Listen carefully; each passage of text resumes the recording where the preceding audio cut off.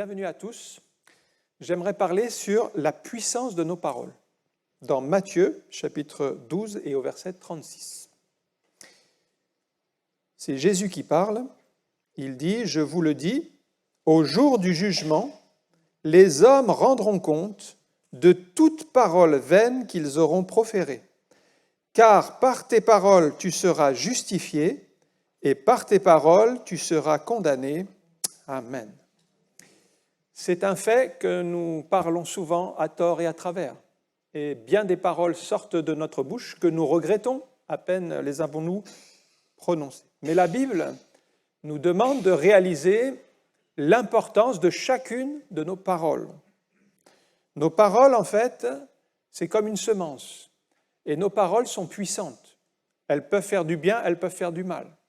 Elles peuvent édifier, elles peuvent détruire. Elles peuvent être une source de bénédiction, mais elles peuvent être aussi une source de malédiction. C'est pourquoi Jacques, quand il parle de la langue, il compare la langue à un feu, un petit feu qui embrase une grande forêt. Voilà la langue de quoi elle est capable. Ça commence petit, mais ça peut tout détruire sur son passage. La langue, c'est aussi une arme entre les mains de l'ennemi pour vous décourager. Une parole blessante, quelqu'un qui va vous nuire par ses paroles, quelqu'un qui va dire du mal de vous, quelqu'un qui va rapporter des choses fausses à votre sujet, et tout cela va générer beaucoup de souffrance. On peut penser que même certains chrétiens peuvent avoir des paroles qui ne sont pas inspirées.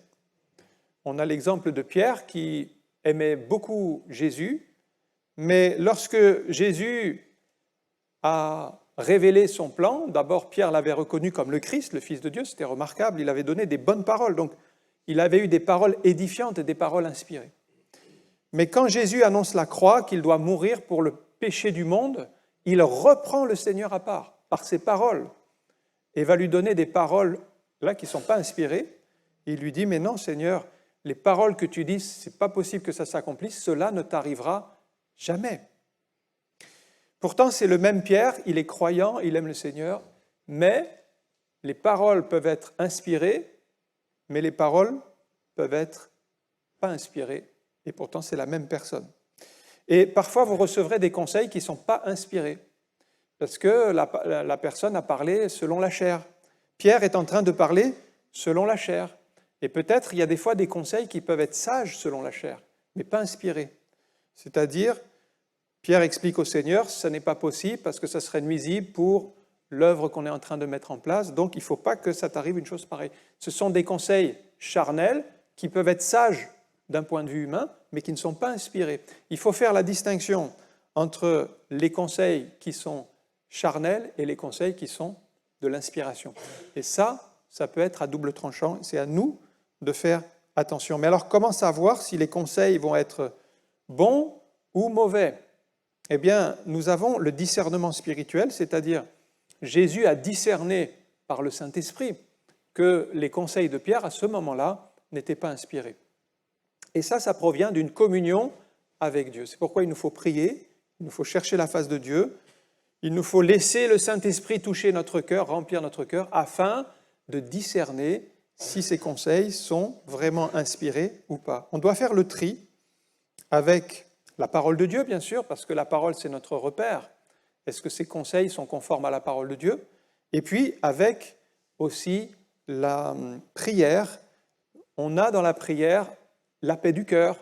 On ressent peut-être un trouble, on ressent la paix. Et tout cela va nous conduire à discerner les conseils, s'ils sont vraiment inspirés ou pas. Moi, j'aimerais voir avec vous 4 paroles vaines que nous proférons souvent à tort et à travers. La première parole vaine consiste à dire « je n'y arriverai jamais ». Ça nous arrive de dire ça. « Je n'y arriverai jamais ». Nombre chapitre 13, verset 30. C'est arrivé au peuple de Dieu lorsqu'il devait conquérir le pays promis. Donc, ils reviennent, ils étaient partis 12 espions explorer le pays. Ils devaient revenir avec les nouvelles pour la conquête. Le peuple était sur le bord d'entrer en Canaan.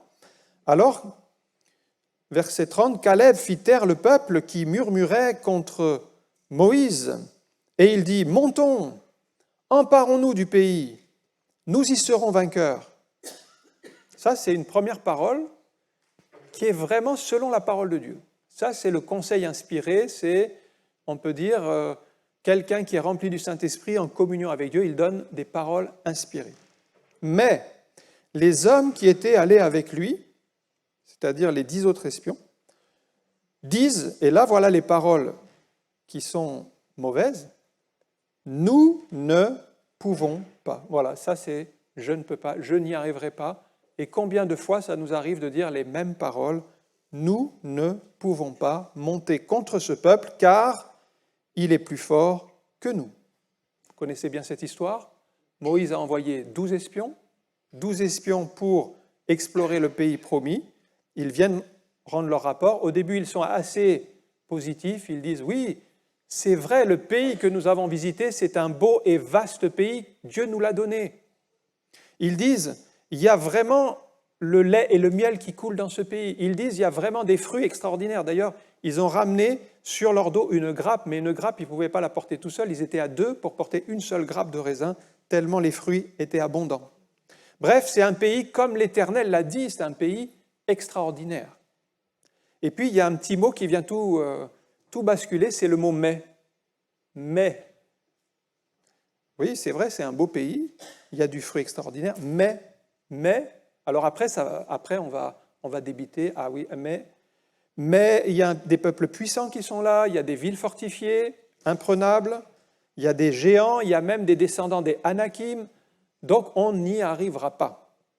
Vous voyez ce petit mais qui fait basculer, alors que vous étiez bien parti dans la pensée de Dieu, vous étiez vraiment dans la réalisation des promesses, c'est le pays où coule le lait et le miel, c'est le pays où il y a l'abondance, c'est le pays où les fruits sont extraordinaires.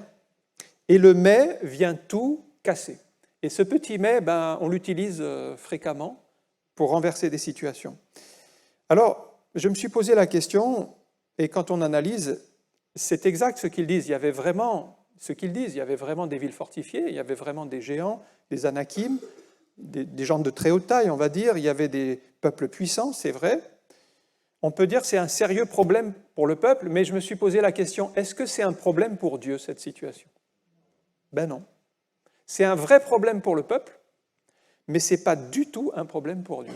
Et nous, il faut qu'on arrive à se placer du côté de Dieu, et pas du côté de notre problème. Parce que nous, le problème, il sera toujours insurmontable. Mais posons-nous la question, est-ce que notre problème, il est vraiment un problème pour Dieu? On arrivera toujours à la conclusion que non. Il n'y a pas de problème trop difficile pour Dieu. Alors, on connaît bien les noms de ces les deux espions qui étaient favorables, qui disaient « Allez, on va y aller quand même, Dieu est avec nous, on sera vainqueur ». Est-ce que vous savez qui c'étaient ces deux espions? Caleb et Josué. Alors, bravo, je vous fais une petite interro surprise. 10 sur 10. Caleb et Josué. On connaît bien leurs noms, ils ont relevé le défi, ils étaient prêts à partir, mais il y en a 10 autres derrière qui viennent et qui disent « Nous ne pouvons pas monter, ce peuple est plus fort que nous ». Alors, est-ce que vous connaissez le nom de ces 10? Petite interro surprise. Allez, est-ce que vous connaissez au moins un des noms des 10? Eh bien, je ne crois pas. Je suis obligé de vous mettre un 0 sur 10. Mais moi-même, je ne les connais pas. Pour être honnête avec vous, je ne les connais pas. Ils sont dans la Bible. Je vous donne la référence si vous voulez la regarder. Nombre chapitre 13, versets 4 à 15. Je les ai lus. Je ne les ai pas retenus. Ça ne sert à rien de retenir leur nom. Ce qui est important, c'est de retenir ceux qui étaient dans la volonté de Dieu. Mais vous pourrez trouver leur nom si ça vous intéresse. Mais ça ne sert à rien de les retenir. Et finalement, leur nom qui est inscrit dans la Bible, ils parlent contre eux-mêmes. Parce qu'ils ont refusé de faire la volonté de Dieu. Ils ont reculé alors que Dieu leur ouvrait les portes du pays promis. Et il vaut mieux se trouver du côté des 2 qui ont préféré obéir à Dieu plutôt que des 10 qui ont résisté à la volonté de Dieu, peut-être avec effectivement des arguments, des paroles des paroles qui pouvaient paraître sages dans un certain sens, parce que s'il fallait faire attention, il y a des géants, attention, protégeons-nous, on n'est pas encore prêt, alors voilà. Mais ils ont pénalisé tout le peuple. Vous connaissez l'histoire, ils ont tourné 40 ans dans le désert à cause de ces 10-là qui ont contaminé le peuple et qui ont finalement passé à côté de la bénédiction. Ils sont tous morts dans le désert. C'est ça la conclusion de l'histoire. Sauf Josué et Caleb, qui avaient été dans le plan de Dieu dès le départ, les autres sont morts dans le désert. Donc d'un côté, ce que ces 10 espions disaient est exact, on va dire sur un plan factuel, sur un plan humain, ils avaient raison, parce que le peuple hébreu était plus faible, le peuple hébreu ne savait pas se battre, il y avait vraiment des villes fortifiées, il y avait vraiment des géants, il y avait vraiment des gens puissants en face. Mais d'un autre côté, on peut dire que ce qu'ils disaient était inexact sur le plan spirituel, parce qu'ils étaient en train d'affirmer quelque chose de contraire à la parole de Dieu. Donc c'était vrai sur un certain plan, mais faux sur un autre plan. Et c'est pour ça que je vous disais, il faut du discernement. Il faut du discernement pour voir est-ce que c'est sur le plan spirituel qu'on parle ou est-ce que c'est sur le plan purement humain. Et en fait, les deux seuls qui avaient raison sur le plan spirituel, c'était Josué et Caleb. Ils détonnaient des 10 autres. Alors, les 10 sont dévalorisés. C'est intéressant, si vous lisez le verset 33 du même passage, donc c'est dans Nombre 13, verset 33, ils se dévalorisent eux-mêmes à leurs propres yeux et aux yeux de leurs adversaires. Ils disent « Nous étions à leurs yeux et aux leurs comme des sauterelles. » Et moi, j'ai réfléchi sur la sauterelle. Je me suis dit, une sauterelle toute seule, ce n'est pas grand-chose. Mais si vous mettez plusieurs sauterelles ensemble, c'est puissant. Si on mettait toutes les sauterelles ensemble, même les sauterelles, elles peuvent ravager un champ complet. Alors une toute seule, elle ne fera pas grand-chose. Mais mettez un nuage de sauterelles ensemble. C'est énorme. Alors regardez autour de vous, il y a une sauterelle à côté de vous. Vous allez dire, on ne peut pas faire grand-chose avec celle-ci. De l'autre côté, on ne peut pas faire... Mais si on se met tous ensemble, on va faire des ravages. Avec la grâce de Dieu. Si on est unis, les sauterelles qui s'unissent, ça fait des ravages. Et nous, sur le plan spirituel, si on est unis, on va pouvoir faire des choses pour le Seigneur extraordinaires. Ça, c'est la puissance de l'unité. Alors, combien de fois avons-nous des propos du même type que les 10 espions, c'est-à-dire, nous n'y arriverons pas, ce n'est pas possible, Dieu nous a abandonnés, de toute façon, ils sont plus puissants, donc ce n'est pas la peine d'essayer. Et puis, finalement, on dit des paroles vaines à longueur de journée, à tort et à travers, sans même s'en rendre compte, parce que c'est devenu quelque chose de naturel.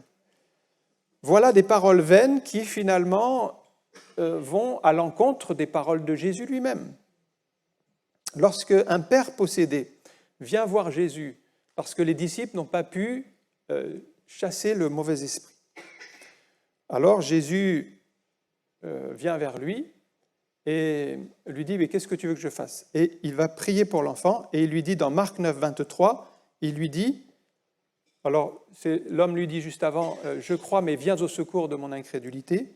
Et Jésus lui dit « Tout est possible à celui qui croit ». Et là, on est dans la loi de la foi. Actuellement, nous, on est sur Terre, on est dans les lois naturelles. Donc, on sait très bien qu'avec les lois naturelles, on va être très, très limité. Mais Jésus nous a enseigné la loi de la foi. Et selon cette loi de la foi, tout est possible à celui qui croit. Maintenant, vous ramenez ça dans le naturel, ça n'existe pas dans le monde naturel. Ça, c'est dans le monde spirituel. Et c'est ce qu'il nous faut accepter comme vérité. La loi de la foi, c'est une équation divine. Ce sont les lois surnaturelles. Donc, il y a les lois naturelles pour la vie de tous les jours. Et puis, il y a les lois surnaturelles, c'est pour le domaine de la foi et la confiance en Dieu. Et Jésus nous a bien enseigné de faire confiance en Dieu, alors que tout nous interdit de croire, eh bien, nous pouvons croire quand même parce que tout est possible à celui qui croit en Dieu et qui met sa confiance en Jésus. Quand nos pensées sont orientées vers le négatif, comme les 10 espions, qu'est-ce qui se passe? Nos paroles commencent à être négatives. C'est le reflet de nos pensées. C'est pourquoi la première chose à faire, frères et sœurs, c'est de commencer par corriger nos pensées. Nos pensées sont souvent mal orientées. Elles sont orientées vers le négatif. C'est pourquoi Paul dit que nous devons amener toute pensée captive à l'obéissance de Christ. Donc ça, c'est la première étape incontournable. Parce que si vous ne travaillez pas sur vos pensées, vos paroles ne seront pas changées. Une fois qu'on a travaillé sur nos pensées, qu'on a vraiment enlevé les pensées mauvaises et qu'on a mis la pensée de Christ, les paroles vont suivre. Le langage sera corrigé et on va aligner notre langage sur la parole de Dieu. Et c'est là où on a les paroles qui sont de Dieu, les paroles inspirées. On peut dire, par exemple, la situation paraît bloquée, mais je crois que j'y arriverai par la grâce de Dieu. Là, on s'aligne sur la parole de Dieu. Vous voyez, on voit bien humainement que ce n'est pas possible, mais on dit, je crois que Dieu peut tout faire. Et en même temps, on met une parole qui vient ouvrir le chemin de la foi, comme Jésus nous l'a indiqué, pour être non pas dans les lois naturelles, mais de nous maintenir dans les lois spirituelles, les lois de Dieu. La Bible nous apprend à développer le langage de la foi.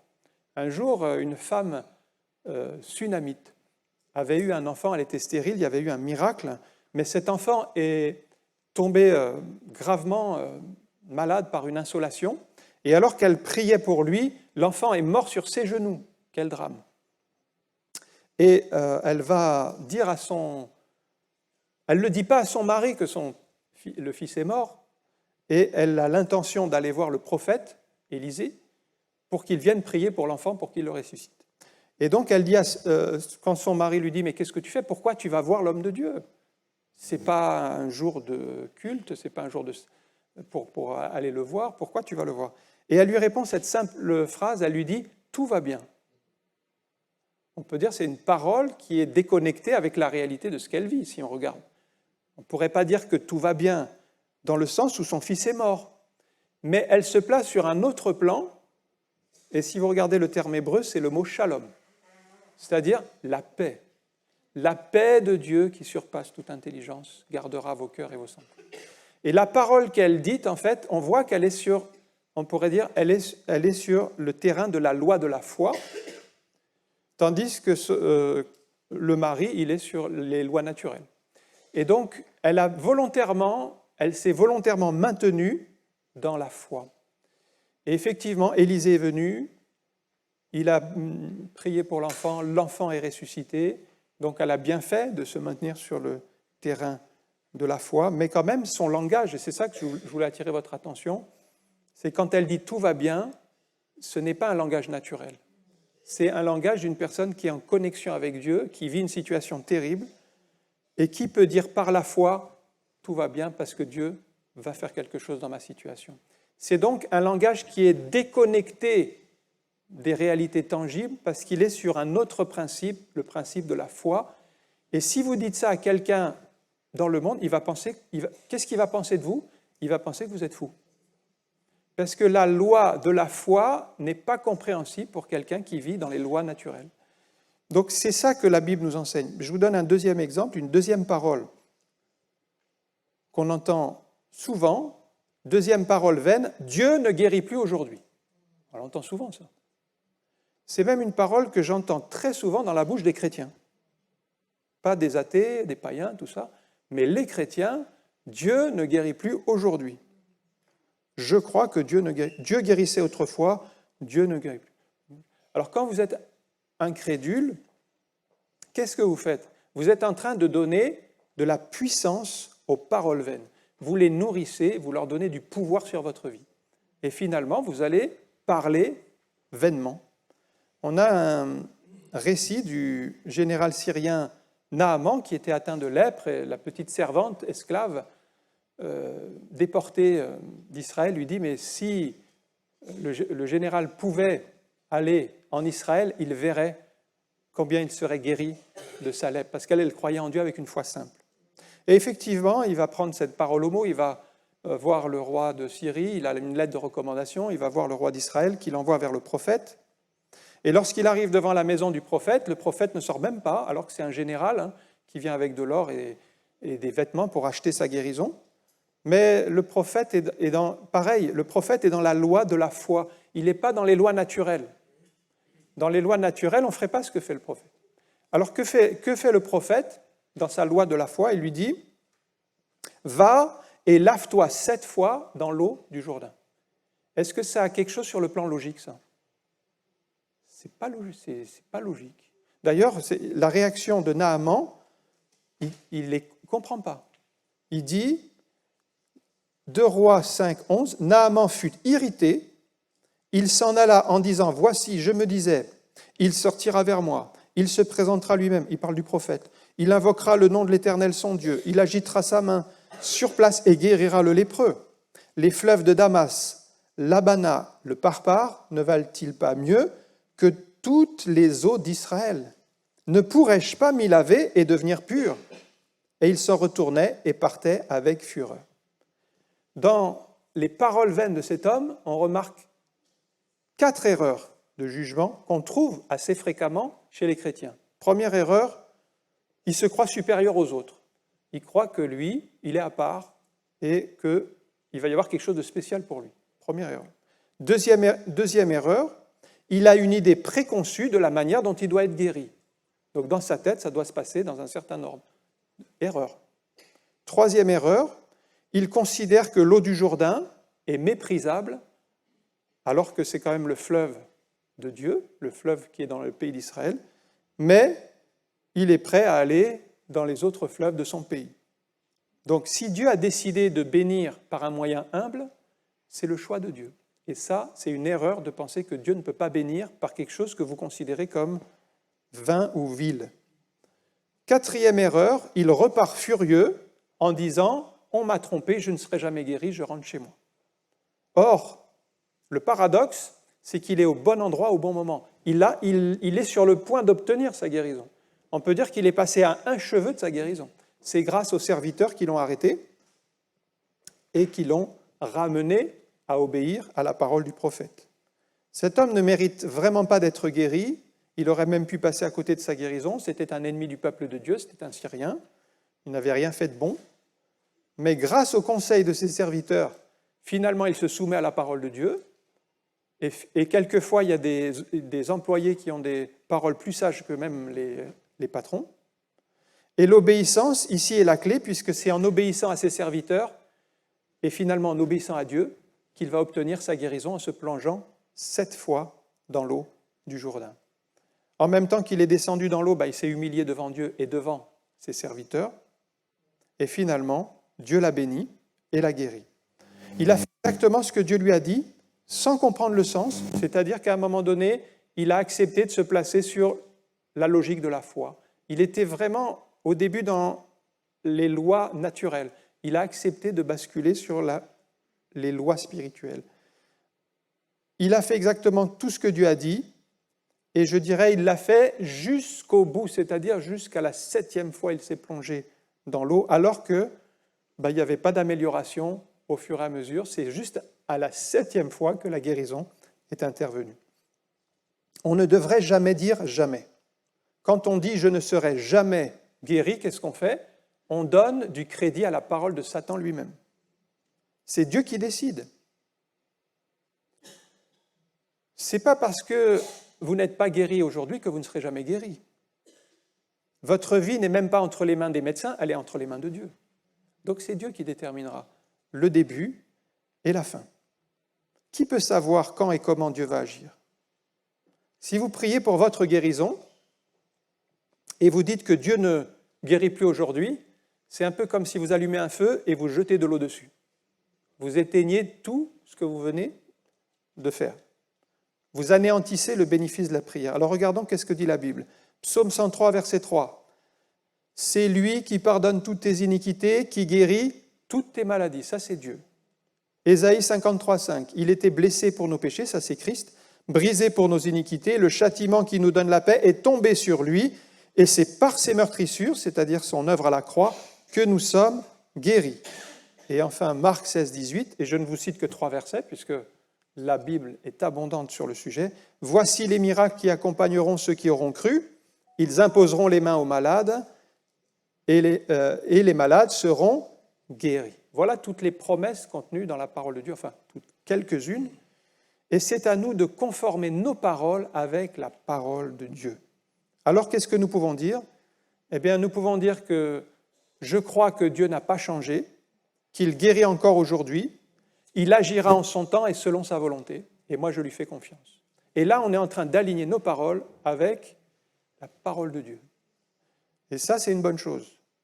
Après, on ne peut pas forcer Dieu à agir d'une manière ou d'une autre. On ne peut pas forcer Dieu à agir plus vite, par exemple. On le voit dans le cas de Lazare.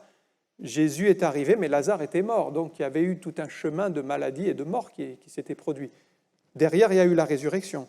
Mais on n'a pas pu forcer Jésus à intervenir plus tôt. Donc après, il y a le temps de Dieu. Troisième parole vaine, je suis trop timide pour parler de Dieu. Exode chapitre 4, verset 10, c'est la parole de Moïse.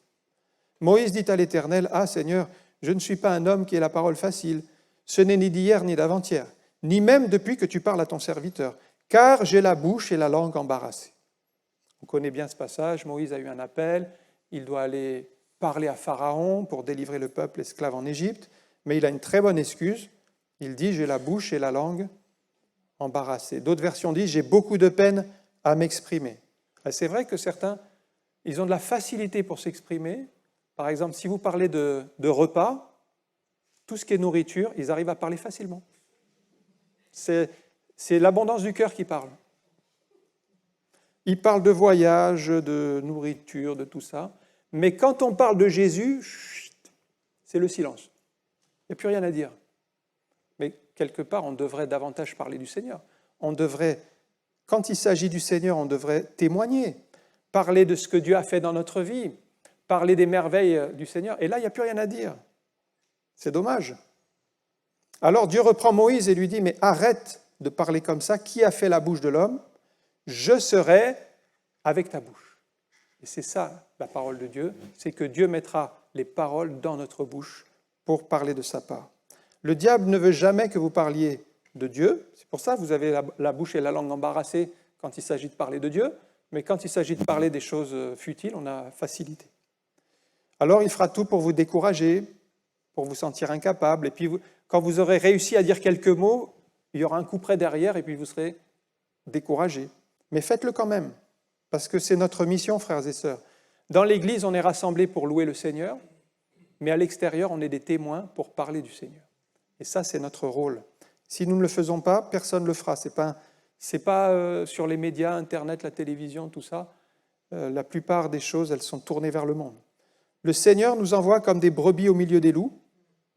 Il nous pousse à témoigner, alors peut-être dans votre famille, témoigner à votre conjoint, il n'est pas au Seigneur, témoigner à vos enfants, témoigner à vos collègues de travail. Et puis, qu'est-ce qu'on peut dire? On peut dire, je parlerai de Dieu, car il mettra les paroles dans ma bouche pour me rendre efficace. Et là, on aligne ces paroles avec la parole de Dieu. Dernière parole vaine à laquelle j'ai pensé, c'est quand on dit « ma famille ne sera jamais sauvée ». Un jour, à la sortie d'une réunion de prière, on avait prié pour justement les familles, et une sœur me dit « oui, pasteur, moi je prie tous les jours pour mon mari, mais je sais qu'il ne se convertira jamais. » Non, quand vous dites ça, vous anéantissez toutes vos prières. Donc non, il ne faut pas dire que votre mari ne se convertira jamais. Parce que qui sait qu'est-ce que Dieu peut faire? Dieu peut toucher les cœurs les plus durs.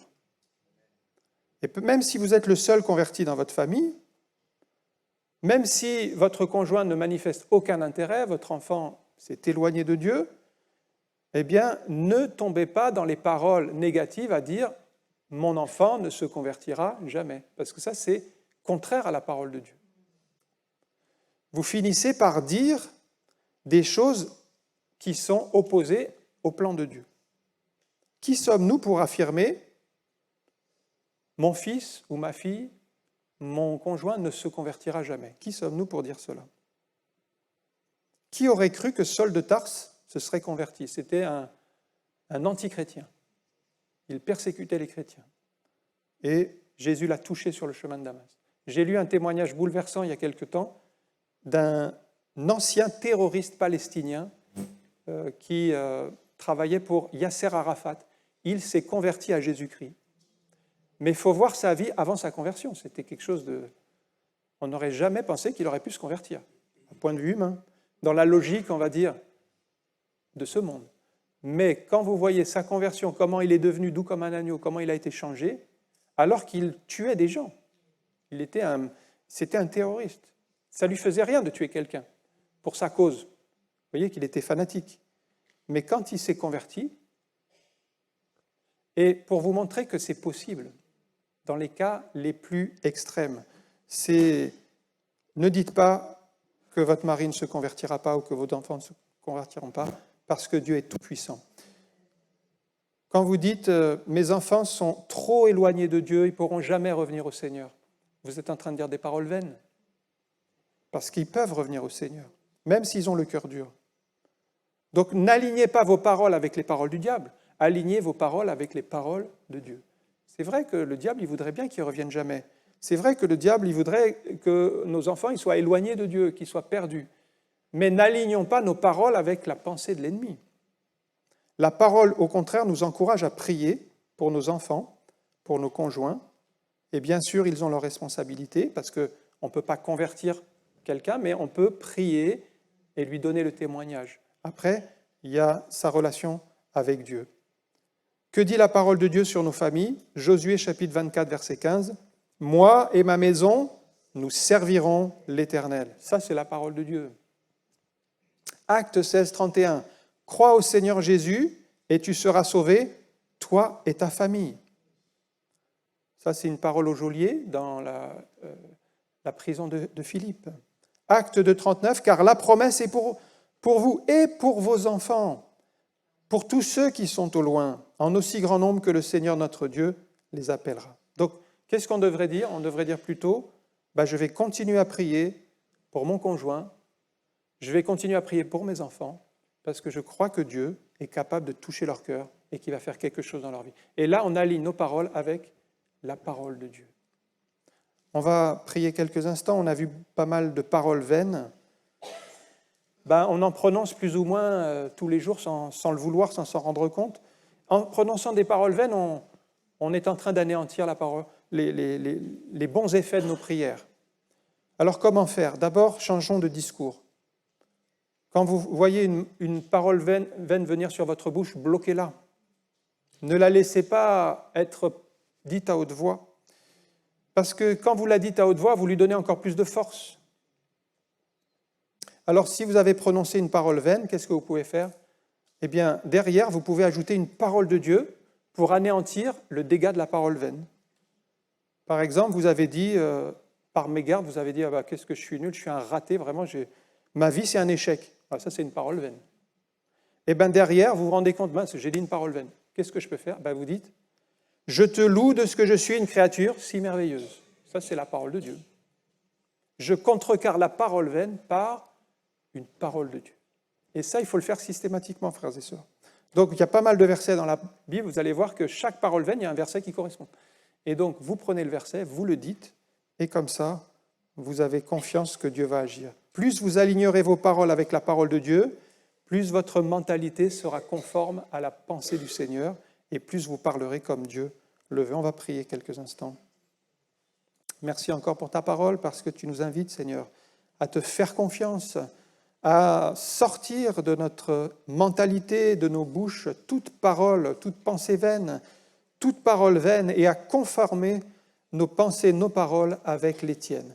Et je te prie, Seigneur, pour mon frère, pour ma sœur, afin que tu nous communiques par ta grâce la pensée d'en haut, et que sur nos bouches viennent les paroles inspirées, les paroles que toi tu veux, Seigneur, et nous voulons être vigilants avec toute parole vaine, parce que nous savons qu'elle fait des dégâts malheureux dans nos vies, et nous te prions, Seigneur, de nous protéger, de nous donner l'intelligence, la sagesse, pour contrecarrer tous les plans du malin, dans le nom de Jésus.